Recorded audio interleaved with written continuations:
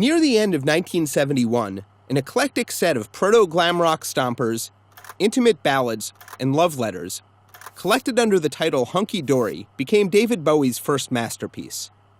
Musical rebirth was already a way of life for Bowie, fronting teenage blues bands before a flirtation with hippiedom in the late 60s yielded his first big hit, the folk rock classic Space Oddity. Neither an obscure striver nor a world-famous rock star, the ever-ambitious Bowie signed with the notoriously assertive manager Tony DeFries and set down over 24 demos for what would become Hunky Dory, the resultant album revealing just how many aesthetic directions Bowie was exploring at once. The album opening Changes would become a de facto theme song for Bowie's career, a piano-driven pop-rock teen anthem envisioning an uncertain future where young weirdos upend the old social order. With its harsh warning to rock and rollers doomed to get older, the song began as a saxophone-laced provocation. It's sort of baiting an audience, isn't it? Bowie mused years later. It's saying, look, I'm going so fast you're not going to be able to keep up with me.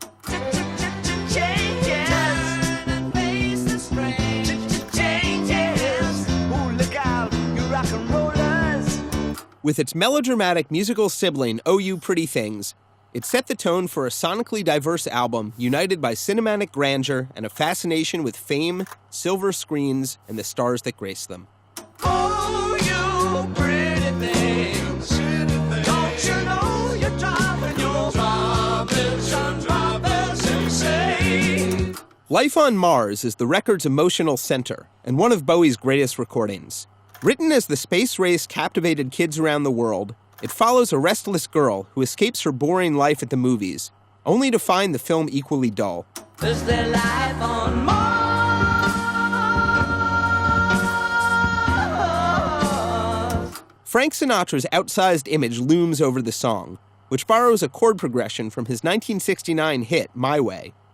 This tiny theft was Bowie's revenge on My Way lyricist Paul Anka, who had adapted the song from a French hit by Claude François, preventing Bowie from publishing his own adaptation, Even a Fool Learns to Love. Song for Bob Dylan, which takes its title from Dylan's own Guthrie tribute, Song to Woody, is the most effusive of three homages to Bowie's American idols, all recorded in the afterglow of his first visit to the States in January 1971. Here, Bowie adopts Dylan's signature wheeze, and the lines, "We've lost his poems, so we're writing on the walls," refer to Dylan's retreat from public life after his quasi-mythical motorcycle crash in 1966. Like many Hunky Dory tracks, the song is a meditation on fame and its discontents. Hear this, Robert Zimmerman, I wrote a song for you about a strange young man called Dylan with a voice like sand and glue. The last of the three shout-outs is Queen Bitch, a hard-rocking, homoerotic Velvet Underground pastiche that foreshadowed Bowie's publicity-courting declaration, "I'm gay and always have been," in a January 1972 issue of Melody Maker. During his trip to New York the previous year, Bowie saw the Velvet Underground perform at the Electric Circus and met the frontman he assumed was Lou Reed, only to learn that Reed had recently left the group, and Bowie had been watching Doug Yule all along. It could have been me, oh yeah, it could have been me. Why didn't I say, why didn't I say? Album-closing track, The Bewlay Brothers, seems to dramatize Bowie's relationship with his schizophrenic half-brother, Terry Burns, with Bowie using Bewlay, the name of a local London tobacconist, as a stand-in for his own adopted last name. "I wouldn't know how to interpret the lyric of this song," he said years later, other than suggesting that there are layers of ghosts within it. On we were gone,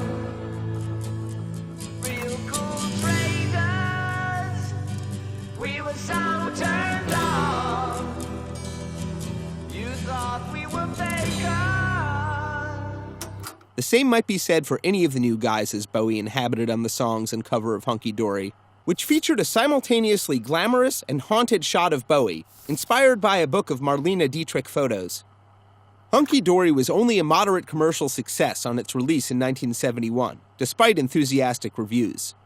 By then, though, Bowie was too busy to do much promotion, already in the process of transforming himself into an alien messiah and assembling a new band to record Hunky Dory's follow-up, The Rise and Fall of Ziggy Stardust and the Spiders from Mars, released to great success and acclaim 6 months later.